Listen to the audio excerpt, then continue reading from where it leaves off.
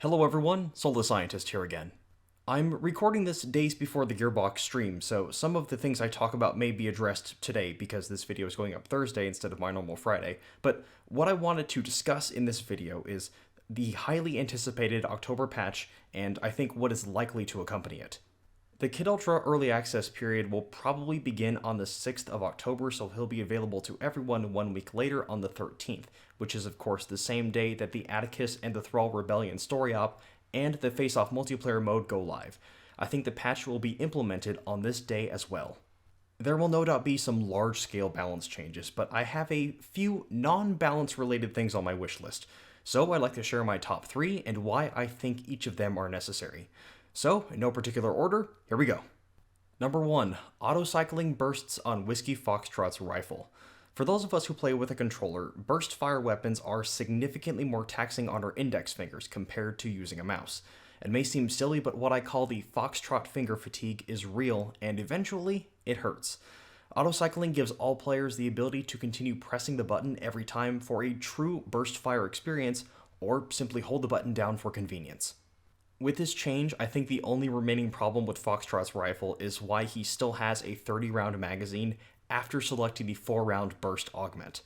Please, Gearbox, give me 2 extra bullets or take 2 away. I have no preference for either, but please don't make me shoot a 2-round burst.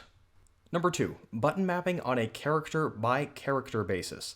So you can remap your controller really just about any way you like, but with the default settings, sometimes you lose efficiency when mapping keyboard and mouse inputs to a controller. Let me explain. Mapping a Randy's Nullify to L1 makes sense because you can use it while attacking with R2. With keyboard and mouse, it's easy to press the Q button while holding down the left mouse button. So in both cases, you're using different hands for each input. Now let's take a look at Miko. With biosynthesis mapped to the Q button as well, and healing beam mapped to the right mouse button, using keyboard and mouse is, again, no problem because you're using different hands for each input. However, on a controller, biosynthesis is mapped to L1 and the healing beam to L2. Both are buttons pressed with not just the same hand, but usually the same finger. The player can remap their controller every time they know they'll be playing Miko, or use their right hand to press L1 because you can activate biosynthesis while using the healing beam, just like a Randy can use Nullify while attacking. However, I don't think either of these are solutions, but rather workarounds to make up for an option that could, and I think should exist.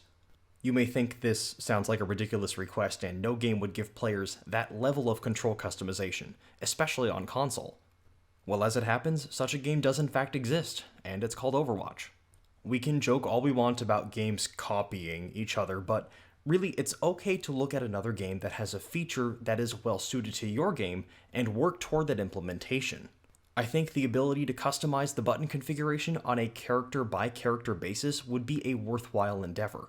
It will benefit players like me, who see small ways to improve the in-game experience, and could have the added benefit of making Battleborn more accessible to disabled gamers. And finally, number 3, the ability to check lore challenge progress for your current character mid-match or mission. Have you ever really wanted to know if you actually got 5 players with 1 use of Riptide, but had to wait until you got back to the main menu to find out? I know I have, and I don't think I should have to anymore. We should be able to check progress for all incomplete lore challenges for our current character in real time from the pause menu. Montana taking 1 million points of damage, Oscar Mike shooting 50,000 rounds, Pentals using smoke bomb 100 times while under crowd control effects. The list goes on. If the game tracks our progress in real time, I think we should be able to see that progress in the same fashion, without having to wait for notifications at predetermined checkpoints. If you enjoyed this video or found it to be informative, please be sure to leave a thumbs up. If you agree with my list, or perhaps you have some suggestions of your own, leave them in the comments below. I'd love to read what they are.